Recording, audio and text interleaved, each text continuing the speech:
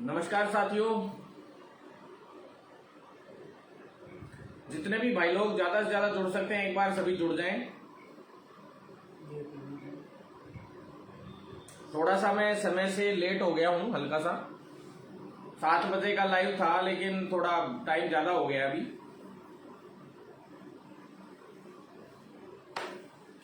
क्या है कि आज कुछ पैरामेडिकल के साथी हैं, सीएचओ के साथी हैं और अदर वैकेंसी से रिलेटेड भी साथी हैं, हमारी मेडिकल विभाग के हमारे प्रोफेशन से जुड़े हुए साथी हैं। अभी धीरे धीरे मेरे सभी साथी लोग जुड़ जाएं, सभी के सभी।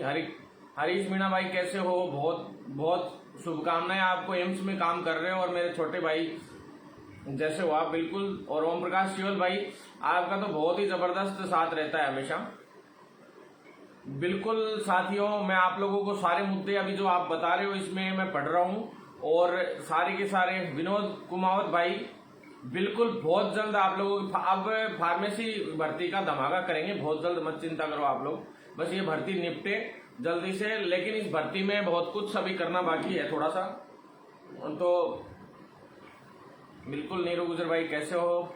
दिनेश सिंह शेखावत भाई राम राम, जय माता दी। चलो साथियों, मेरे जितने भी साथी हैं जिनको सभी को मेरी तरफ से राम राम, नमस्कार, सत श्री अकाल, अस्सलाम वालेकुम, खम्मा गणी, जय माता दी। जितने साथी लोग हैं सभी को हर तरह से मेरा क्रांतिकारी सलाम और क्रांतिकारी इकबाल पेश करते हुए मैं आप सभी को क्रांतिकारी नमस्कार बोलता हूं। साथियों, जिस तरह से कि आप लोग सभी जुड़े हुए हैं, जितना साथ देते हैं हर चीज में, उसके हिसाब से मैं आपको बता देना चाहता हूं। एक तो जो मेडिकल प्रोफेशन में नर्सिंग जो है वो प्रोफेशन तो हमने लगभग पूरा एक कर लिया है, एकजुट कर लिया है, पूरा का पूरा एक तरफा एकजुट हो चुका है। परंतु जो पैरामेडिकल प्रोफेशन है उस प्रोफेशन के अंदर इतना सा तो वो प्रोफेशन है, मतलब इतने से लोग हैं उस प्रोफेशन के अंदर, और इतने से लोगों में इतने सारे संगठन बने हुए हैं, मतलब समझ ही नहीं आता। इतनी मेहनत करके ये पूरी भर्ती हमने करवाई, इतना मेहनत की, और आज वो पैरामेडिकल के साथी चाहे लैब टेक्नीशियन से संबंधित हो, चाहे असिस्टेंट रेडियोग्राफर से संबंधित हो, चाहे ईसीजी से हो, चाहे अदर कैडर हो, सारे के सारे साथी। एक तो आप लोग पता नहीं क्या कहाँ खोए रहते हो, आप लोगों को कोई भी आता है बेवकूफ बना के चला जाता है, कहीं से भी कोई भी आता है कुछ भी बोलते हैं, आप सुन लेते हो। आपके पास कोई लॉजिक नहीं होता, आप लोग कोई लॉजिक पे नहीं चलते, कोई भी कहीं से उठ के आ जाता है अनपढ़ गंवार, कोई टुटपुट यार, वो आपको बेवकूफ बना के चला जाता है। तो साथियों, अब मैं आपको कुछ नई भर्तियों के बारे में और सब तरीके से सारी इंफॉर्मेशन दूंगा। सबसे पहले मैं पैरामेडिकल के उन साथियों को हार्दिक शुभकामनाएं देना चाहता हूं जिनका लैब टेक्नीशियन में तो पहले हो गया था, प्लस कल असिस्टेंट रेडियोग्राफर की भर्ती थी, उसकी भी अंतिम वरीयता सूची जारी कर दी गई। और जब सूची जारी की गई थी, उसकी मीटिंग खत्म होते ही हमने जैसे ही मतलब मीटिंग खत्म हुई उसके बाद इन्होंने वरीयता सूची जारी करी 10 मिनट के अंदर अंदर ही। कुछ लोग कह रहे थे, बोले अधीनस्थ बोर्ड से सूची जारी होगी, जबकि अधीनस्थ बोर्ड के खुद कर्मचारी 3 जो आईटी सेल के वहीं आए थे और वहीं से ही सारा सिस्टम इन्होंने अपलोड किया, सारा सिस्टम तैयार करके लोगों ने किया जो भी किया। पर जो पैरामेडिकल की जो भर्ती हुई उसके अंदर जो ये दोनों भर्तियां हुई हैं, लैब टेक्नीशियन और असिस्टेंट रेडियोग्राफर, इन दोनों भर्तियों के बारे में मैं चर्चा करूंगा कि इसमें किसके साथ कितना बड़ा धोखा हुआ, किसके साथ अच्छा हुआ, किसके साथ बुरा हुआ, सारी चीज मैं बताऊंगा। इसमें सबसे पहले तो मैं आपको बता देना चाहता हूं ईसीजी के बारे में। जो ईसीजी टेक्नीशियंस जितने भी हैं उनकी भर्तियां होनी है, उस भर्ती को कल रात को वो लिस्ट रिलीज होनी थी साथियों, लेकिन हमने एक बार के लिए आग्रह किया अधिकारियों से कि 3-4 दिन एक बार इसमें भी पूरा गौर फरमा ले, कुछ फर्जी लोग या कोई जबरदस्ती की एंट्री नहीं हो। जो कई लोग क्या है डिप्लोमे बनवा के ले आए थे बाहर जो राज्यों से, ऐसे फर्जी लोगों की पहले जांच होनी चाहिए सब तरीके से। जो सबसे बड़ी बात, इसको लंबा नहीं खींचने देंगे साथियों, जहां तक है एक दो दिन में आजकल में आने को तो है, खैर हमने तो रोकने का प्रयास किया, इसको विभाग रोकता है नहीं रोकता है ये विभाग के ऊपर है। साथियों, अभी इमरजेंसी है और इमरजेंसी में स्टाफ की सख्त आवश्यकता है, आप सभी को पता है इस बात का। और उसका फायदा उठा के हम लोग दबाव बना रहे हैं सरकार पे, जिससे ये भर्तियां कंप्लीट हो जाएं और हमारे साथी भाइयों को रोजगार मिले। ईसीजी वाले जितने भी साथी हैं उनके लिए बहुत जल्द खुशखबरी तो मिलने वाली है, लेकिन उनके साथ न्याय होना चाहिए। न्याय नहीं होना चाहिए राजस्थान के कहीं 2-4 ही नहीं लगे, ऐसा नहीं हो जाए, क्योंकि उसमें फॉर्मों की संख्या कितनी है, क्या है, किस हिसाब से क्या क्या उसमें सिस्टम है, एक बार उसका पता करना बहुत आवश्यक है साथियों, पूरा का पूरा। उसके बाद कंक्लूजन निकलते ही उसको तुरंत प्रभाव से कोशिश कर रहे हैं कि कोशिश तो यही है कि उसको तैयार करके पूरे सिस्टमेटिक ढंग से पूरा जो है अधिकारियों से बात करके उसमें सही वो निकाला जाए। अब साथियों फॉर्म का तो यह है कि भी काफी फॉर्म है, आप लोगों को पता है, उसमें ऐसा सुनने में आ रहा है, लेकिन अभी तक ऐसा कुछ फाइनल भी नहीं है। तो साथियों अभी एक बार तैयारी हो जाती है पूरी की पूरी, एक बार पता चल जाता है। तो ईसीजी की कोशिश यही है, लेकिन विभाग पहले जारी कर देता है तो ये बहुत बड़ी दुर्भाग्यपूर्ण होगा अगर गलत तरीके से निकालता है तो ईसीजी की।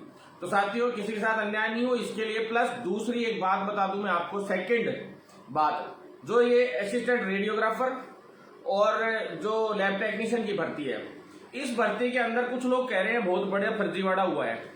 साथियों फर्जीवाड़े की बात ऐसी है कि मैंने ये जो भर्ती निकलवाई थी, मैंने मेरी पूरी ताकत झोंक दी थी साथियों, जब जाके ये भर्ती यूटीबी पे निकाली जा रही थी और यूटीबी पे 18 अप्रैल को ये सारी भर्तियां हैं, सारी की सारी 18 अप्रैल को एक विज्ञप्ति जारी होनी थी, जिस वक्त पूरे राजस्थान में एक एक आदमी को घर में लॉक कर दिया गया था, उस वक्त यूटीबी पे इमरजेंसी में ये स्टाफ लेना था सरकार को, और सरकार ने मजबूरन, ये इतनी संख्या नहीं थी, संख्या थी ज्यादा भर्तियों की, ये और बता देता हूं आपको, लेकिन वो थी यूटीबी पे सारी की सारी।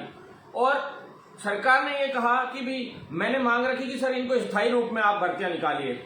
सरकार से हमारी वार्ता हुई, उस वक्त हमने रोहित कुमार सिंह जी से, ये बैकलॉग था, 2018 में हमने एक भर्ती कराई थी पैरामेडिकल की, जिसको कंप्लीट कराया था। जितने भी पैरामेडिकल के साथी हैं, चाहे वो आरटी के हों चाहे एलटी के हों, वो सब अपने सीनियर्स से पूछ सकते हैं, ईसीजी के हों, तेजेंद्र चौधरी जी, सभी लोग थे उस वक्त, सारे लोगों ने मिलकर 2018 में भर्ती निकलवाई। जब नर्सिंग भर्ती 2018 भी हमने निकलवाई थी, 2018 की जो भर्ती हुई थी वो तो 2013 की 4500 भर्तियां थी जो बैकलॉग इसमें जुड़ा था, और 2000 नई भर्तियां नर्सिंग की जुड़ के 6500 भर्तियां हुई थी, जिसमें से 500 भर्तियां टीएसपी की थी और 6000 भर्तियां नॉन टीएसपी की। साथियों इसके अलावा दूसरी भर्ती थी पैरामेडिकल की, और उसी दौरान हमने आंदोलन किया था ना, तो सभी भर्तियों के लिए रखा था वहां पे, उसमें फार्मेसी भर्ती का भी डिमांड रखी थी।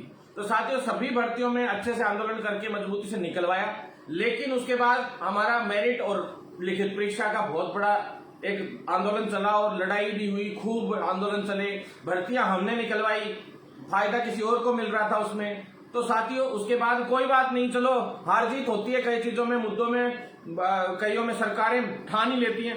हालांकि हमने हरा दिया था सरकार को, लेकिन सरकार जाते जाते इतना बड़ा इंतजाम कर गई वसुंधरा राजे सरकार, कि कुछ भर्तियों में नियमों में उल्ट फेर कर गई, और वो उनका आगे चल के खामियाजा भुगतना पड़ा। साथियों मैं अब आपको बताता हूं कि भाई इसमें जो पैरामेडिकल की जितनी भर्तियां उस वक्त हमने निकलवाई थी, उन भर्तियों की सीटें खाली रह गई थी, और उन भर्तियों की सीटें खाली रहने के बाद जो सीटें खाली रही थी, तब इनका पूरा एक तरीके से फाइनेंस डिपार्टमेंट से भी ये पूरी फाइल क्लियर हो गई थी, और लॉ डिपार्टमेंट से, सभी जगह से, सीएमओ से भी पूरी अप्रूवल होकर उस वक्त आ गई थी, कहीं भी कैबिनेट से पूरी अप्रूवल होकर आ गई थी, सारा काम हो गया था साथियों। तो जो ये रिमेनिंग भर्तियां थी, यानी बैकलॉग जो था, रह गया था उस टाइम, भरा नहीं गया था, उस बैकलॉग को अब जब ये भी 2020 में जब लॉकडाउन शुरू हुआ था, 22 मार्च को लॉकडाउन लग गया था, और 18 अप्रैल को इन्होंने यूटीबी में जब भर्ती निकालने का प्रयास हुआ, तो मैं पहले ही जाके 12 और 13 अप्रैल को हम लोग मिले थे और अधिकारियों से, आला अधिकारियों से। उसके बाद उन्होंने ये कहा कि चलो हम निकाल तो देते स्थायी भर्ती, लेकिन अब भी अगर स्थायी भर्ती निकालते हैं पैरामेडिकल की, तो दिक्कत ये आती है कि एक तो पद सृजित करना, फिर फाइनेंस में भेजना, फिर फाइल अप्रूवल कराना कैबिनेट से, सीएमओ से, बहुत समय लग जाएगा, तो इसलिए ये आसान नहीं है। तो मैंने ये रखा था डिमांड कि साहब आपके पास पूरी फाइल क्लियर पड़ी है, पुरानी जो हमने वो उस टाइम भर्तियों का कराया था, उसमें से जो बैकलॉग बचा हुआ है वो फाइनेंस से भी क्लियर है, वो पूरी तरह से सीएमओ से, सब जगह से, कैबिनेट से पूरे अप्रूवल के बाद वो भर्ती तैयार पड़ी है, सिर्फ उसकी लिस्ट आप लोग, लिस्ट नहीं विज्ञप्ति जारी करते हुए उस पर आप यूटीपी पे भर्ती करोगे तो वो मेरिट आधार पे ही करोगे लगभग, वो फिक्स कर दिया था इन्होंने, रूल्स बना दिए थे। तो उन्हीं रूल्स से तुरंत प्रभाव से इस स्थायी भर्ती को आप लोग करवा दीजिए, इतना कर दीजिए। लेकिन सबसे बड़ी दिक्कत क्या होती है, जितनी भी भर्तियां होती हैं राजस्थान में, ये दुर्भाग्य है साथियों, जितनी भी भर्ती राजस्थान में होती है एक भी पारदर्शिता से नहीं होती है। उनमें नियम जो होते हैं, उनमें नियम बिल्कुल इस तरह से ढीलाई छोड़ दी जाती है ताकि उन नियमों में आगे चल के वो कोर्टों में चैलेंज होती है और वो भर्तियां कोर्टों में फंस जाती हैं। उसी कमजोरी का फायदा इस पूरी भर्ती के अंदर, फायदा क्या नुकसान इस पूरी भर्ती के अंदर देखने को मिला साथियों। और ये भर्ती कैसे जैसे करके निपटी है, लेकिन अभी इस भर्ती में सबसे बड़ी समस्या, पहले सबसे बड़ा जोर अगर किसी चीज में आता है, लिस्ट निकलवाना या रिजल्ट निकलवाने में जोर नहीं आता है साथियों। किसी चीज का परिणाम, डॉक्यूमेंट वेरिफिकेशन, इनमें इतना जोर नहीं आता है। सबसे पहला जोर आया इस भर्ती को निकलवाने में, क्योंकि किसी सरकार से बजट छीन के लाना वो बहुत बड़ी बात होती है। किसी सरकार से किसी भर्ती के लिए बजट छीनना, कई हजार करोड़ों का बजट होता है ये एक भर्ती का, क्योंकि नए लोग लेंगे, उनको भर्ती करेंगे तो उसका बजट बहुत बड़ा होता है साथियों। सबसे बड़ा काम यही होता है कि भर्ती निकलवाना। इतना आंदोलन करके, इतने दिमाग से बैकलॉग की ये भर्तियां निकलवा के लाए हम लोग, ये बहुत बड़ी बात थी। और ऐसे वक्त में जब आपके सारे जो पूरे इंडिया के, आज भी मैं बता देता हूं, आज की तारीख में भी यूथ लीडर्स में, अगर राजस्थान में सब लोग अपने घरों से लाइव कर देंगे वीडियो, सब कुछ कर देंगे, लेकिन धरातल पे, ग्राउंड में और चारों तरफ, चाहे वो केंद्र का मेडिकल काउंसिल ऑफ इंडिया से लेकर, दिल्ली से लेके और राजस्थान के एक एक चप्पे चप्पे तक अगर कोई भागता है तो आपका भाई भागता है। अगर एक यूथ लीडर बता दो मुझे राजस्थान का, जो अभी इस कोविड में, मैं कोविड से नहीं डरा, मैं किसी चीज से नहीं डरा, क्योंकि मुझे मेरे भाइयों के लिए लड़ना था, मेरे प्रोफेशन के लिए लड़ना था, मुझे इस प्रोफेशन को बदलना था, क्योंकि ये प्रोफेशन, अभी इस प्रोफेशन में सबसे पीक टाइम है साथियों। इस वक्त अगर हम लोग मेहनत करके बहुत कुछ अगर बदलाव लाना चाहें तो ला सकते हैं, क्योंकि अभी इस मेडिकल जो फील्ड है, इसमें सबसे ज्यादा अगर कोई काम करे तो मेडिकल फील्ड कर रही है। और आज हमारी ही सुनवाई ये सरकारें नहीं करेंगी तो शायद मेरे हिसाब से किसी की नहीं करेंगी साथियों। इसलिए किसी बेरोजगार नेताजी फफूंद की तो जरूरत ही नहीं है कहीं, इनको तो कोई नहीं सुनता है साथियों। इनको तो भर्ती के नाम पे भगा ही देते हैं कि निकलो यहाँ से, काहे की भर्ती है, इनको तो अलग वे में और लेती है सरकार। तो साथियों मैं आपको बताता हूं, जो ये पैरामेडिकल की भर्ती हुई है, असिस्टेंट रेडियोग्राफर की जो भर्ती हुई है, प्लस एलटी की भर्ती हो रही है, इन दोनों भर्तियों में जो अभी परिणाम जारी हुआ है उसमें चयनित जो भी अभ्यर्थी हैं, अब जैसे भी जो भी सिस्टम से अभी हुए हैं, तो उनकी एक तो सबसे बड़ी बात, ज्यादातर तो कुछ फेयर भी है इसमें, ज्यादातर 80-90% तो जहां तक मेरे को लगता है कि जो जो लोग हैं फेयर हैं, और कुछ गिने चुने लोग अगर जो गलत हैं उन लोगों की नंबर 1, मैंने आज दिन में दिनेश हेमंत जी से मिल लिया हूं, जो एसीबी के मैन है पूरे अपने राजस्थान के, एक तरीके से करता धरता भी है, और उन्होंने कलेक्टर से लेके एसडीएम से लेके सबको इन्हीं दिनों में बंद भी किया है और सबके खिलाफ कार्रवाई भी की है और सबको जेलों में भी भेजा है। और साथियों सीएचओ में भी उन्हीं दिनेश हेमंत जी की बदौलत एकदम फेयर भर्ती हुई, कुछ भी गड़बड़ नहीं हुई। और एसओजी क्या है, उसको लेटर दिया है मनोज चौधरी जी को, एसओजी में मनोज चौधरी जी को लेटर दिया और वहां पे इनको दिया है। आज मैंने सबको, दोनों को लेटर दे दिया है। इस भर्ती के एक एक व्यक्ति के डॉक्यूमेंट्स की जांच होनी चाहिए। नंबर 1 बात कि कौन फर्जी कौन गलत ये पता चल जाएगा। भाई जो फेयर हैं वो लोग तो खुश रहे एकदम, कोई दिक्कत ही नहीं है, पर जो आदमी गलत तरीके से लगा है, मान लो, या एमपी में कोई गलत घोटाला किसी ने किया, मैं ये नहीं कहता कि एमपी से किए हुए सारे लोग ही फर्जी होंगे साथियों। एमपी से किए हुए ज्यादातर लोग ऐसे भी हैं जो रेगुलर क्लासेस लेके वहां से अच्छे से करके भी आए डिग्री, लेकिन आरपीएमसी में और राजस्थान पैरामेडिकल काउंसिल जो है उसके अंदर और आरयूएचएस के अंदर तो ये हालात है कि पैरामेडिकल के जो अभ्यर्थी है बेचारे, उनका पास होना मुश्किल हो जाता है साथियों। पास होना मतलब 2 साल की डिग्री 6 साल में हो जाती है। कल रात को मेरे को लेट तक नींद नहीं आई, मैं बहुत खुश हुआ था एक बार तो, जब मैंने लाइव किया था रिजल्ट, जब मैं लाइव कर रहा था और इधर रिजल्ट डल रहा था। आप लोग खुद समझ लो कि किसने मेहनत करके क्या क्या किया इस पूरी भर्ती में। मुझे खुशी इसलिए थी क्योंकि ये भर्ती निकलवा के लाना वाला मैं था, इसके लिए परीक्षा कराने वाले हम लोग थे, परीक्षा नहीं सॉरी, वो इसके लिए वो डॉक्यूमेंट वेरिफिकेशन करवाने के लिए आंदोलन करने वाले हम लोग थे अधीनस्थ बोर्ड के अंदर। पहले अधीनस्थ बोर्ड पे घेराव किया, उसके बाद अपन लोगों ने जगह जगह पे प्रदर्शन किए, हर जगह पे विधानसभा घेराव किया। हर एक प्रदर्शन के बाद डॉक्यूमेंट वेरिफिकेशन के लिए कभी लिस्ट जारी हुई, तो कभी डॉक्यूमेंट वेरिफिकेशन के लिए लिस्ट जारी हो, चाहे उससे पहले अधीनस्थ बोर्ड पे गए तो सॉरी उस टाइम तो हुई थी वो, फिर ईसीजी की लिस्ट जारी हो, चाहे लाइन वाइज एक एक करके हम लोगों ने ये काम किए। सरकार ने ये कहा कि हम इन तीनों भर्तियों पे काम कर रहे हैं, आपके हर प्रदर्शन के बाद हमने कुछ ना कुछ किया है और अपन को इसका फायदा भी मिला। साथियों, दुख इस बात का हुआ, रात को नींद इसलिए नहीं आई कि खुशी इस बात की थी कि लिस्ट जारी करा दी। खुशी आप लोगों ने कल देखी होगी, तुरंत लाइव आए।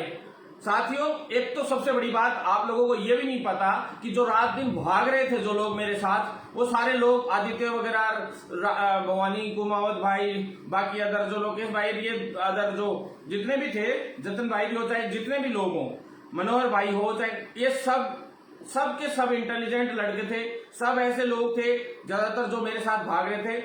मैं उन लोगों को ये कहना चाहता हूं कि भी जिन लोगों को खुद को भर्ती में जिसका नंबर आ रहा है, वो व्यक्ति हमेशा यही चाहेगा कि कैसे भी करके मैं मेहनत करूं और ये भर्ती पूरी हो। हर व्यक्ति मेहनत करेगा हमेशा दिल से। आप लोग यूं कहने लग गए कि वो जाता है तो ये हो जाता है, वो जाता है तो ये हो जाता है। अरे यार, तुम लोगों को किस बात की जलन है यार? तुम्हारे लिए तुम्हारे भाई भागते हैं, रात दिन भाग रहे हैं। तुम वो तो चलो नौकरी के लिए भाग रहे हैं, लेकिन भरत बेनीवाल को कौन सी सैलरी देते हो तुम लोग? भरत बेनीवाल को किस बात की सैलरी देते हो? भरत बेनीवाल की शक्ल ऐसी है कि जहां पे अधिकारियों के सामने जाके बैठता हूं ना, कुर्सी पे सामने, तो पूछ लो तुम्हारे नेताओं से जो जाते हैं मेरे साथ, कि भरत बेनीवाल सामने कुर्सी पे बैठ के और मूंछों पे ताव दे के बात करता है और आर पार की लड़ाई लड़ता हूं। और ये मंत्री फंत्रियों कुछ नहीं समझता, मैं कुछ नहीं है मंत्री फंत्री। मैंने बहुत देखे ऐसे मंत्री, कुछ नहीं करते हैं मंत्री। मैं बता दूं, सारा काम अधिकारियों से होता है। और मैंने 7 साल हो गए, 7 साल से मैंने इस प्रोफेशन में तांडव मचा दिया, लगभग 5-6 साल में तो, 4-5 साल में तो। और इतना बदलाव लेके आए हम लोग, पीपीपी मोड पे प्राइवेट में पूरी मेडिकल फील्ड को दे दी थी। जिस दिन कहां गए थे तुम्हारे ये सब नेताजी? तुम्हारे कहां गए थे सब कर्मचारी संघ वाले? नर्सेज के नहीं थे, किसी के पैरामेडिकल वाले नहीं आए, फार्मेसी वाले नहीं आए, कोई नहीं आया। स्वास्थ्य भवन पे अकेला भरत बेनीवाल 800 लड़कों को लेकर खड़ा हो गया। और एक राजेंद्र राणा जी आए उस वक्त, उनको मैं धन्यवाद देता हूं, जो कर्मचारी संघ के होते हुए आए थे। वो जो आया था, मैं उसके लिए हमेशा बोलता हूं, चाहे वो पैसा भी हो, कुछ भी हो। वो लोग आए थे, कर्मचारी संघ वाले भी 25-30 लोग। लेकिन साथियों, हम लोगों की उसमें जीत हुई, लाठीचार्ज हुआ, राजस्थान का सबसे बड़ा लाठीचार्ज हुआ। वसुंधरा का हमने जीना आराम कर दिया पिछली सरकार में। सब तरीके कैसा भरत बेनीवाल ने रात दिन आंदोलन किए। एक बेरोजगार नेताजी 10 दिन पहले 8 दिन के लिए आंदोलन क्या कर बैठा, तुम लोग हवा में आ गए। अरे भैया, ऐसे आंदोलन हर तीसरे दिन कर देता था मैं, हर तीसरे दिन किए भी हैं मैंने। लॉकडाउन में भी ऐसे आंदोलन किए हैं। वो तो एक साथ में 8 दिन जबरदस्ती बैठना पड़ गया, क्योंकि एनएम वाली बहनें उठी नहीं, सारी की सारी यूं बोली हम उठेंगी नहीं जब तक हमारी मांग पूरी नहीं होगी। और उनको उठना पड़ा और उठा दिया गया। वो तो 1-2 दिन के लिए बैठा था, मजबूरी में बेचारे को बैठना पड़ गया। फिर उपचुनाव की नेतागिरी शुरू हो गई। तो साथियों, ये सब नेतागिरियां हैं, तो इनको छोड़ो। ये तो आप पूछने भी नहीं आएंगे थोड़े दिन बाद तुम लोगों को। ये भर्ती पूरी होने के बाद हम लोग लड़ेंगे आप लोगों के लिए जमीनी स्तर पे। साथियों, इस भर्ती के लिए मैं बता देता हूं, असिस्टेंट रेडियोग्राफर के लिए आप लोगों को। साथियों, इसमें मैंने एक समाधान निकाला है, जो एक समाधान इस तरह से हो सकता है कि अब जिनके सिलेक्शन हो गया, उनमें से कोई गिना चुने जो लोग फर्जी हैं, उनके लिए उनकी यूनिवर्सिटियों का और पूरा सिस्टम और किस आधार पे उनको मान्यता दी गई, कोई गिनी चुनी लोगों को लिए है। इसमें ज्यादा लोग नहीं है, इतने भी कि आप लोग जितना समझ रहे हो। एक बार तो इनकी लिस्ट निकलवा लेते हैं पूरी। बाकी जिनको सिलेक्शन हुआ है और फेयर तरीके से हुआ है, चाहे वो एमपी के हो, चाहे यूपी के हो, चाहे कहीं के भी हो, मैं तो ये कह रहा हूं कि जिसके नौकरी लिखी हुई थी उसको नौकरी मिली है। हम लोगों ने नौकरी निकलवाई है। मैं ये नहीं चाहता कि इस नौकरी के नाम पे अब राजनीतिक रोटियां सेके लोग। कुछ लोग तो कोर्ट में भी इस भर्तियों को लगाने का कोशिश करेंगे, सब कुछ करेंगे अपना कलेक्शन कराने के लिए। कई यूनियन वालों ने एक्टिविटी शुरू कर दी है, ताकि वो लोग ये सोच रहे कि चंदा उगालेंगे। देखो, चंदा क्या उगालेंगे वो लोगों का काम यही है, कोर्टों में तारीख डेटे डलवाना। और एक बेरोजगार नेता जो उनका भी यही काम है, सारे कोर्ट केसेस लगा देना और ये कर देना। तो साथियों, मैं इतना ही कह रहा हूं आप लोगों से, इस भर्ती को फेयर तरीके से कराने का हमारा पूरा प्रयास है। मैंने उस वक्त भी कहा था, उस वक्त भी मेरे को जिस दिन फॉर्म डेट बढ़ी थी उसी दिन पता लग गया था इस भर्ती का कि इसमें अब कुछ ना कुछ गड़बड़ हो सकती है। उस टाइम हम एक्टिव हुए, बाद में अचानक मेहनत भी की। लास्ट में जब अगर मैं एक्टिव नहीं होता उस टाइम 23 जनों के खिलाफ मुकदमे दर्ज हुए। ज्योतिनगर थाने में मुकदमे दर्ज हुए, हम लोगों ने वो भी उस टाइम हमने करवाए। बाकी कोई और बेरोजगार नेताजी ऑडियो वायरल करते फिर रहे थे, आज तक उस आदमी के खिलाफ कोई मुकदमा ही नहीं है। अरे साथियों, आप लोगों को गुमराह करने के अलावा कोई काम नहीं रहता। भरत बेनीवाल तो इसी तरह से लड़ता रहेगा और हमेशा मैं ही लड़ता दिखूंगा, कोई और दिखेगा भी नहीं तुम लोगों को, तुम बैठे रहोगे।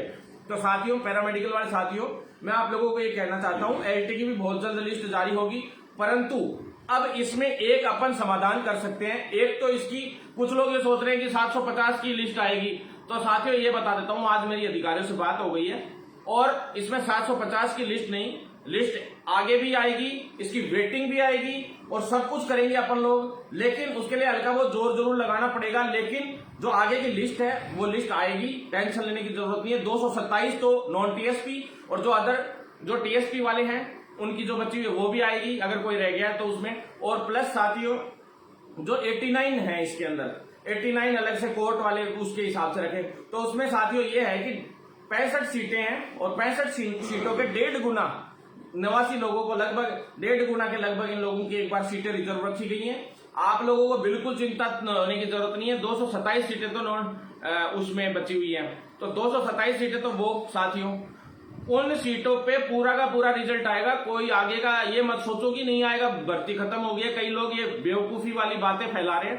पूरी की पूरी सीटों पे रिजल्ट आएगा साथियों। भरत बेनीवाल बैठा है, उसने हर चीज की वेटिंग और सीएचओ, अब जैसे कम्युनिटी हेल्थ ऑफिसर की मैं बता देता हूं, सारी लिस्ट निकलवाई है। 457 की भी आएगी, बहुत जल्द आने वाली है। जो 457 में से कुछ लोगों की तो आ गई और कुछ लोगों की आनी बाकी है, कुछ का वेरिफिकेशन हो रहा है। जैसे कि इसमें 27 लोगों का अभी एक्सपीरियंस सर्टिफिकेट का लैब टेक्नीशियन में हुआ है अभी, और उनकी लिस्ट डली है। जैसे मैंने 27 लोग 28 लोगों की जो भी है सूची जारी हुई है, अंतिम रेता सूची, जो जिनके एक्सपीरियंस लेटर चेक हुए हैं, वेरीफाई हुए हैं, सेम वैसे ही इसमें स्पोर्ट्स सीएचओ में फिजिकली हैंडीकैप्ड, स्पोर्ट्स और ये जो भी अदर चीजें थी उनका जिनका वेरिफिकेशन रह गया था, उनका सभी का वेरिफिकेशन होके और पूरी लिस्ट आएगी। टेंशन लेने की बिल्कुल जरूरत नहीं है, किसी के साथ धोखा नहीं होगा साथियों। इसके बाद में आपके पास मुख्य रूप से ये कह देता हूं कि पैरामेडिकल वाले साथी कान खोल के सुन लें, ये तो चलो आएगी आएगी, लैब टेक्नीशियन की भी पूरी होगी। और सबसे बड़ी बात, 25 तारीख को कोर्ट में जो सुनवाई है उस पर बहुत कुछ निर्भर करेगा। 30/7 का जो मामला था, 30/7 तक के एक नेताजी से बेरोजगार नेताजी तो यही कह गए 30/7 तक जिनके रजिस्ट्रेशन है उनको तो मौका दिया गया, औरों को नहीं दिया गया। पहले वाले वीडियो में देखना, उसके हिसाब से लिस्ट आई। 30/7 तक जिनको अप्लाई किया गया था, जिनका अप्लाई भी हो गया था, उनको मौका दिया ही गया। आप लोगों ने देख भी लिया होगा इसमें साथियों। इसमें 25 तारीख को जो 25 तारीख को अगली सुनवाई, शायद 1 या 2 सुनवाई में पूरा मामला निपटेगा ये। और इस सुनवाई में भी काफी कुछ निर्भर करेगा आने वाले फ्यूचर में। इरफान वाला जो केस है उस पर भी निर्भर करता है, ये कई चीजें अभी इसमें बहुत कुछ निर्भर करेगा। पर मैं साथियों इतना कहना चाहता हूं कि किसी के साथ गलत ना हो, इसलिए 200 से 300 सीटें बढ़वाने के लिए मैंने आज मांग रखी है कि जो नई भर्ती, मैंने अब आप लोगों को सारी चीजें इसलिए नहीं बताई थी, पहले एक चीज बता देता हूं, नई भर्ती मैं निकलवा के ला रहा हूं पैरामेडिकल की। मैं इसलिए नहीं बता रहा था आप लोगों को क्योंकि कई नेताजी है जो वो लेने के लिए, श्रेय लेने के लिए आ जाएंगे बड़े बड़े कि हमने निकलवा दी, ये कर दिया, वो फाड़ दिया। तो मैं आपको बता दूं, पद सृजित करवा लिए हैं, फाइनेंस में फाइल गई हुई है और 1258 से 60 के बीच में तो लैब टेक्नीशियन के पदों पे नई भर्ती निकलवाने की तैयारी चल रही है हम लोगों की। दूसरी 892 के करीब, 892 893 के करीब असिस्टेंट रेडियोग्राफर के पदों पे नई भर्ती निकलवाने की तैयारी चल रही है। और ईसीजी की एक बार ये लिस्ट आ जाए, उसके बाद इसका बैकलॉग जुड़वाते हुए, अगर कल को खाली रहता है इसका बैकलॉग, तो नई भर्ती हम लोग निकलवाने की तैयारी कर रहे हैं साथियों। तो आप लोग चिंतित न हो। ऐसे ही सेम नर्सिंग की एक फाइल चलाई है जिसमें हम लोगों ने लगभग 4200 से 4300 पद तो एक है, और आरयूएचएस के जो है वो अभी तक फिक्स नहीं हो पाए हैं। उसमें 2 फाइलें अलग अलग, एक तो 458-59 के लगभग पद है और एक में लगभग 500 के करीब पद है, जिसमें भी 501 या 502 के करीब। तो साथियों ये थोड़ा सा चल रहा है अभी मामला, इश्यू इस हिसाब से चल रहा है। अब वो निर्भर करता है कौन कौन सी फाइलें कब तक क्लियर हो जाती है, क्योंकि आरयूएचएस चाहता है कि हम खुद पर्सनली, ऑटोनोमस बॉडी आरयूएचएस, तो वो खुद अपनी वैकेंसी अलग से करवाना चाहता है। प्लस हम लोगों ने ये डिमांड रखी दोनों भर्तियों को मिक्सअप कर दो और दोनों का एक साथ में आरपीएससी द्वारा लिखित परीक्षा से नई भर्ती करवा के, चाहे वो अब आगे पैरामेडिकल की भर्ती है तो मैं आपको कह देता हूं साफ साफ, अब जो फर्जीवाड़े सब बंद हो जाएंगे। मैं आपको बता देता हूं वो भी लिखित परीक्षा से मैं करवा रहा हूं। कोई भी, चाहे किसी भी यूनिवर्सिटी का हो, चाहे एमपी से किसी भी टाइप का सर्टिफिकेट बनवा लाए साथियों, साफ साफ बोल दिया मैंने, सारी की सारी भर्तियों में अब लिखित परीक्षा से करवा रहा हूं। पूरी तैयारी कर ली है हम लोगों ने, बहुत जल्द फाइल सैंक्शन होकर आने वाली है, ताकि किसी के साथ गलत नहीं हो। जो फर्जी सर्टिफिकेट बनवाएगा वो भी एग्जाम फाइट करके आएगा, तो उसको क्या पता है कि भाई किस तरह से क्या मेहनत करेगा, जो योग्य होगा वो ही ये मान लो सेलेक्ट होगा। साथियों लिखित परीक्षा के लिए 2014 से 15 से मैं आंदोलन कर रहा हूं, मेरे सभी साथियों को पता है। और मैंने आज तक मेरी जितनी आई है सारी की सारी लिखित परीक्षा से सारी भर्तियां होनी चाहिए लिखित परीक्षा से, और वो हमारा अब जाके सफल होने जा रहा है और बिल्कुल एंड पे है काम, और बहुत जल्द आप लोगों को इसके लिए खुशखबरी भी देंगे। तो साथियों, एक तो असिस्टेंट रेडियोग्राफर में जितने भी साथी लोग हैं, एक तो वीडियो शेयर जरूर करें, जिससे सभी लोगों तक ये बात पहुंच सके। मेरे साथियों, मैं आप लोगों को बता देता हूं, प्लीज आपसे रिक्वेस्ट है, आंदोलन में साथ रहेगा मजबूती से तो तभी रहेगा जब हर एक साथी तक ये आवाज पहुंचेगी और हर साथी इस आवाज को बुलंद कर पाएगा। और ये वीडियो इसलिए पहुंचना जरूरी है क्योंकि मैं यूटीबी के लिए भी एक अभियान चलाना चाहता हूं, एक अलग ही तरह का अभियान अभी मैं बताऊंगा आपको साथियों, जिससे यूटीबी को खत्म करके हमारे प्रोफेशन को हम सेवाएं दे देंगे, कोई दिक्कत नहीं सरकार को, हम लोगों के स्वास्थ्य के लिए लड़ लेंगे, कोई दिक्कत नहीं है, हम फ्री में लड़ लेंगे, हमें 7900 रुपए नहीं चाहिए। हमारे जो इंटर्न डॉक्टर्स हैं उनका मामला है, विनोद शर्मा जी वगैरह, अब स्ट्राइक चल रही है हम लोगों के, हमारे भाइयों की, जो इंटर्न डॉक्टर्स हैं उन लोगों को 7-7 हजार रुपए दे रहे हैं लोग, ये इस जगह पे लाके खड़ा कर दिया। आप लोगों ने एमबीबीएस डॉक्टर्स को 7-7 हजार पे लाके खड़ा कर दिया, ये बहुत दुर्भाग्यपूर्ण है। नर्सिंग ऑफिसर आप पदनाम परिवर्तित कर रहे हो और उनको यूटीबी पे 7900 रुपए दे रहे हो। पैरामेडिकल वाले जो साथी बेचारे लैब टेक्नीशियन हैं, चाहे वो है असिस्टेंट रेडियोग्राफर है, जिसके पास मरीज आता है वो उसकी सैंपलिंग करता है, उसको कितना खतरा रहता है, जो किसी की सीटी स्कैन या एमआरआई या एक्सरे कर रहा है उन मरीजों के, उस व्यक्ति को पता है, ईसीजी करने वाले व्यक्ति को पता है कि मरीज मेरे पास आया है, कितने अपने एकदम एक तरीके से वो मरीज जो कोरोना से संक्रमित है वो एक तरीके से बॉम्ब की तरह है, और उस बॉम्ब की तरह वो कभी भी फट सकता है, मतलब यानी कि हम लोगों को कोरोना का संक्रमण उससे कभी भी आ सकता है। इतनी बड़ी रिस्क के बावजूद आप 7,000 रुपए देते हो और फिर पोस्टिंग देते हो तीसरी जगह पे, जहां पे न रहने के लिए रूम, न खाने के लिए कुछ, बेचारे बिस्किट खा खा के बच्चे परेशान हो के, और तुम मंत्रियों, तुम्हारी एसीओ में बैठे हो, तुम्हारे घरों में बैठे हो, और इस कोरोना में क्या पूरा ठेका मेडिकल वालों ने ले लिया। हम लोग तो चलो आम जन के लिए सेवा देना चाहते हैं, हम लोगों के दिल ऐसा है मेडिकल वाली फील्ड वाले लोगों का कि हमारा काम ही प्रोफेशन का, इसलिए सेवा ही हम कर रहे हैं। जो ये जन सेवक लिखते हैं ना नाम के आगे, एक तो ये जन सेवक लिखना बंद कर दो, फर्जियों 5-5 करोड़ रुपए तुम खर्च करके फॉर्चुनरों में घूम घूम के चुनाव जीत के आ जाते हो। तुमने आज तक हमारे किसी भी प्रोफेशन में एक भी चीज की मांग नहीं उठाई। मैं बहुत दुखी हूं इस बात से। और एक मैं उन साथियों से ये कहना चाहता हूं, जो साथी जुड़े हुए हैं, और पैरामेडिकल वाले साथी वो जो ये कहते हैं कि वो नेताजी गए थे, फलाने गए थे, दिखाने गए थे, ये कहते हो आप लोग एक चीज सोचिए,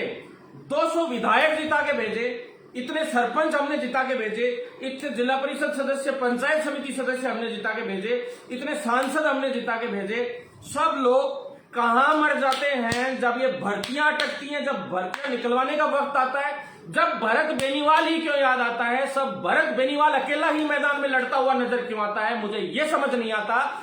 मुझे दुख इसलिए हो रहा है क्योंकि मैं इतनी भर्तियां निकलवा के लाया, इतना बड़ा आंदोलन करके लाया, और लास्ट में एक लिस्ट निकलवाने के लिए 2 कोटी का फर्जी बेरोजगार नेता आके अपना माहौल बनाना शुरू कर देता है, और वो लोग अपने श्रेय लेने का काम करें। मुझे श्रेय नहीं चाहिए, मेरा प्रोफेशन बदलना है मुझे, और मैं बदल के जाऊंगा और बदल के रहूंगा।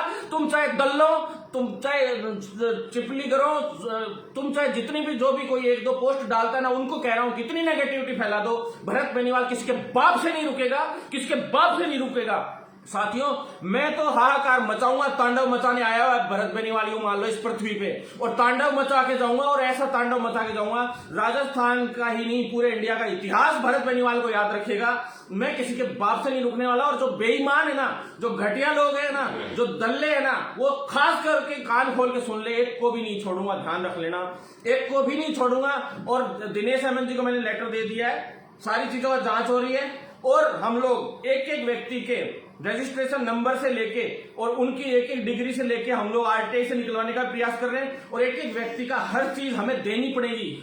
आरपीएमसी के रजिस्ट्रार को देनी पड़ेगी। उस वक्त अगर फॉर्म की, मैं कह रहा था डेट मत एक्सटेंड करवाओ, कुछ राजस्थान के गिने चुने लोगों की भलाई के लिए, कुछ राजस्थान के गिने चुने लोगों की भलाई के चक्कर में एमपी से फर्जी रजिस्ट्रेशन लोग करवा के यहाँ आरपीएमसी में आ गए और आप लोग नहीं रोक पाए। साथियों, हमने 23 जनों के खिलाफ मुकदमा दर्ज कराया, कुछ नहीं किया लोगों ने, देख लो अब तक उनमें भी कुछ नहीं हुआ है। साथियों, वो दिनेश हेमंत जी को दे दिया पूरा मैटर, उन्हीं से निकल के आएंगी इसमें सारी चीजें। जो पकड़े गए थे वो दिनेश हेमंत जी को कह दिया कि उस मामले में आप एक बार कार्रवाई करवाओ, हो सकता है उससे कुछ निकल के आए इसके अंदर अगर कोई गड़बड़ी हुई है तो। बाकी जो फेयर लोग हैं, चाहे वो एमपी से आए हो चाहे यूपी से आए हो, उनको डरने की बिल्कुल जरूरत नहीं है। सब तरीके से हम साथ हैं सभी साथियों के, और इस भर्ती में किसी तरह का व्यवधान नहीं होगा, कोई भी व्यवधान नहीं होगा। जो लोगों की लिस्ट जारी हुई है वो तो ठीक है ही, कुछ कोर्ट पे भी निर्भर कर सकता है आगे। साथियों, मैं आपसे एक बात कहना चाहता हूं, जातिवाद छोड़ दो, धर्म के नाम पे राजनीति छोड़ दो, अपने देश के विकास पे ध्यान दो। Only concentrate on the development of our country. The first motive of us is only development. हमारा फर्स्ट मोटिव अपने देश का विकास होना चाहिए, कुछ नहीं रखा है। ये जो जाति के नाम पे लड़वाने वाले लोग हैं, Jat, Rajput, Gurjar, Meena, general, SC, ST, ये सब लोग एक साथ बैठते हैं, एक दूसरे को गालियां देते हैं और रात को अपने घरों पे एक साथ बैठते हैं। आज चाहे कांग्रेस हो चाहे बीजेपी हो, तुम जितने भी जातिवाद वाले लीडर्स हैं, उन लीडर्स ने आपस में सब लोगों को लड़वाया और आज वो एक ही पार्टियों में है, तुम देख लो। या फिर कोई पैक्ट कर लेता है, कोई कुछ कर लेता है, कोई कुछ कर लेता है। किसानों की, बेरोजगारों की, इनकी सूद लेने वाला कोई नहीं है। अगर आप सभी लोग एकजुट होकर लड़ाई लड़ेंगे तो शायद ये देश बदल जाए। साथियों, विचारधारा को बहुत अच्छा बनाना पड़ेगा। हम ये नहीं कहते, हम किसी विचारधारा के खिलाफ नहीं, कुछ नहीं है। हमारा मोटिव एक है, हमारे देश का डेवलपमेंट, बस ओनली। क्योंकि अगर हमारे यूथ में अगर अच्छा होगा तो सही सब कुछ होगा। अब साथियों, मैं आ जाता हूं आप लोगों के पास सीएचओ की मुद्दे पे भी, और जो अदर वैकेंसी है, एक फार्मेसी वैकेंसी, उस पर भी मैं बता दूंगा आपको। साथियों, सबसे बड़ी चीज बता देता हूं, जो काफी साथी लोग चिंतित थे असिस्टेंट रेडियोग्राफर वाली भर्ती के लिए, उनको एक आखिरी बात और बता दूं, लैब टेक्नीशियन वाले साथियों को भी, जो हमने नई भर्तियां सर्जित करवाई है, नए पद जो मैंने बताए अभी आपको सारे के सारे, उन पदों में से अगर 200 पद, 300-200 पद कम करवा के उस फाइल में से अगर इस भर्ती में जुड़वा के मेरे आरपीएमसी और आरयूएचएस वाले जितने भी बच्चे हैं उनको अगर कोई फायदा दिलवा सका मैं, तो उसके लिए मैं बहुत बड़ी पैरवी करूंगा।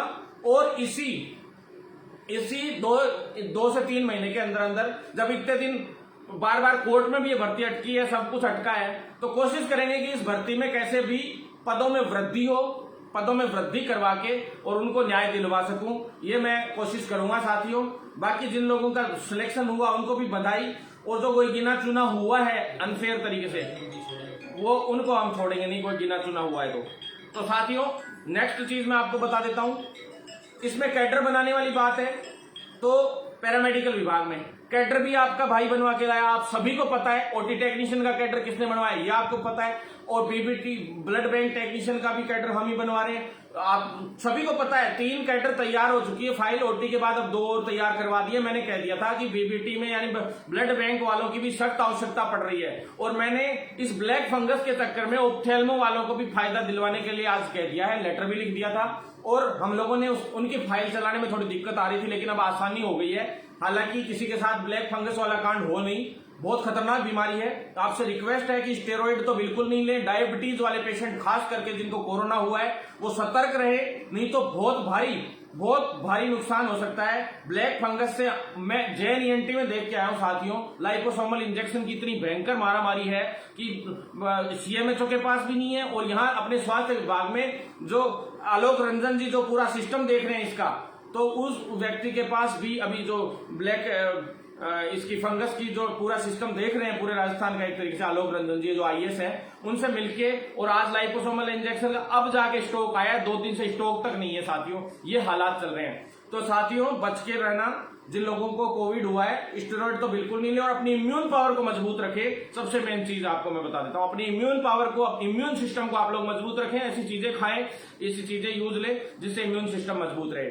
तो साथियों, ऑप्थेल्मो वालों को मैं बता देता हूं कि ऑप्थेल्मो वाले साथियों के लिए मैंने इसमें क्या है, बार बार अब आंख की, जिसकी आंख में हो गया ब्लैक फंगस वाला मामला, अंदर से, जैसे ये अंदर से हो रहा है पूरा का पूरा एक तरीके से, जिनको कोविड डाउन के लिए ना, तो वो आंख खत्म कर देता है पूरा। नाक में हो गया नाक खत्म कर देता है, जबड़े में हो गया जबड़ा निकालना पड़ रहा है, कान में हो गया तो कान निकालना पड़ रहा है, हर जगह से। और दिमाग, ब्रेन में और लंग्स में तो हो गया तो आदमी गया ऊपर, ये मान लो। तो साथ ही बहुत खतरनाक बीमारी है। तो इसमें ओप्थेल्मो वालों के लिए मैंने कैडर की मांग रख दी है कि भाई इस ब्लैक फंगस में ज्यादातर आंखों पे बहुत ज्यादा नुकसान हो रहा है, ये संक्रमण आंखों से होते हुए और आंखों को खत्म कर रहा है। तो नेत्र सहायक की कैडर बना के और तुरंत प्रभाव से उस पर भर्ती ली जाए, तुरंत प्रभाव से इसका कैडर का काम करते हुए 15 दिन के अंदर और तुरंत प्रभाव से इसको पूरा किया जाए। साथियों, इसके बाद आप आ जाओ नेक्स्ट चीज, जो अदर कैडर है कैथ लैब वाले, वो भी सभी के लिए, बाकी सबका काम हो गया, सिर्फ नेत्र सहायक वालों का ही लगभग बचा हुआ था। अब एक साथ में इन कैडर्स पे सभी पे भर्तियां निकले जल्दी से जल्दी, मैं यही चाहूंगा और सरकार से भी यही मांग मेरी चल रही है। साथियों अब मैं आ जाता हूं सीएचओ के ऊपर।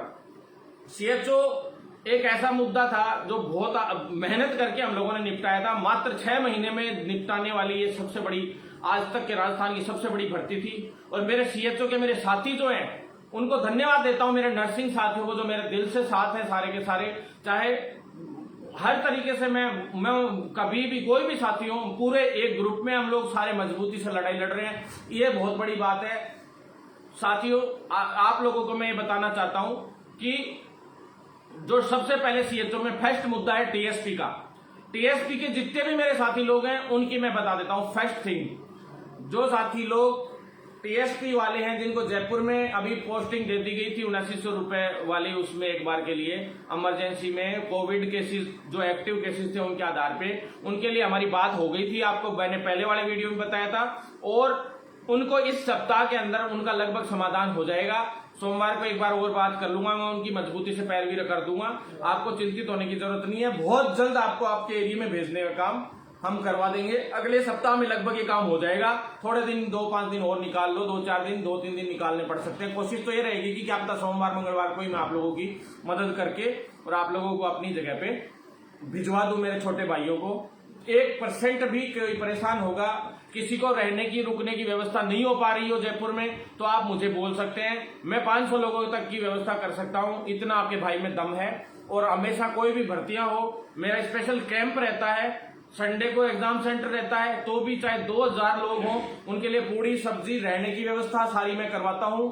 हर एक संडे को, जैसे कांस्टेबल भर्ती हुई थी तब भी यहाँ पे जयपुर में जितने भी लोगों के सेंटर थे, हर जिले में भी हम कोशिश करते हैं कि 50-50, 100 लोगों का जो हमारी टीम है, जो हमारे जिलाध्यक्ष है या अदर है पूरा, तो वो लोग, उन लोगों के लिए व्यवस्था हम लोग करवाते हैं और वो मेरी तरफ से रहते हैं और किसी का कुछ नहीं लगता, फ्री ऑफ कॉस्ट रहने का रहता है। बड़ा हम लोग हॉल एक तरीके से रखते हैं, 2-3 हॉल रखते हैं, जिसमें 100, 200 ऐसे इस तरह से बच्चे रखने की कोशिश होती है। ज्यादा हो जाते हैं तो फिर बढ़ा देते हैं। तो साथियों अब आ जाओ सीसीएच वाले।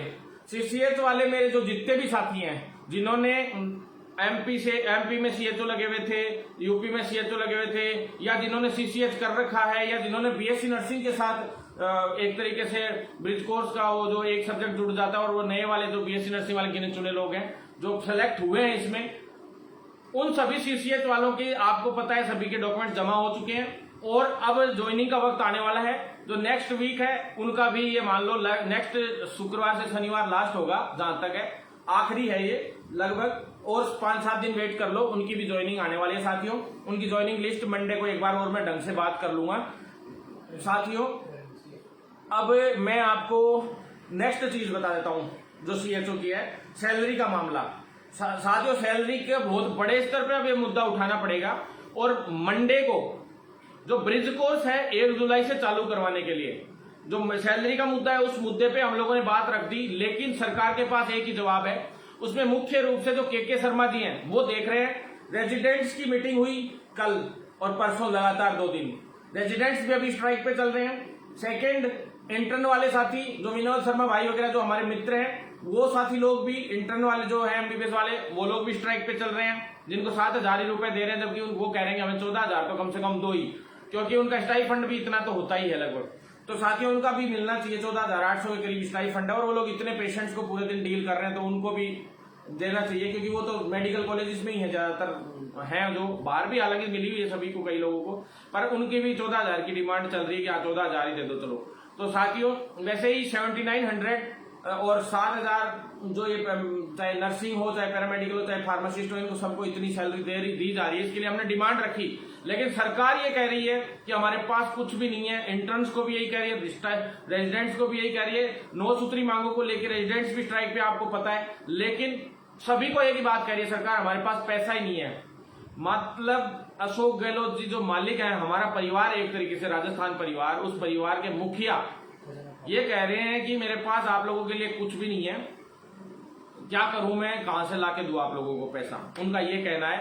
हमारी अखिल अरोड़ा जी से भी बात हुई है, हमारी वित्त डिपार्टमेंट, फाइनेंस डिपार्टमेंट के जो सचिव हैं उनसे, उनको भी उस मीटिंग में बुलाया गया था। सभी ने हाथ खड़े कर रखे, फाइल भेजी गई है ऊपर सीएम तक, जो सैलरी का मामला है पूरे राजस्थान में कि साहब यूटीबी का, तो उसमें जो सभी लोग हैं, हम लोग जहां मीटिंग हो रही है वो के शर्मा जी से हो रही है, कभी इंटर्न की होती है, कभी रेजिडेंट्स की होती है, कभी हमारी हो रही है। तो साथियों सभी लोगों का अपन मामला रख रहे हैं उसमें, और जहां तक है उसमें बहुत जल्द इसमें कुछ ना कुछ करेंगे सैलरी वाले इशू में।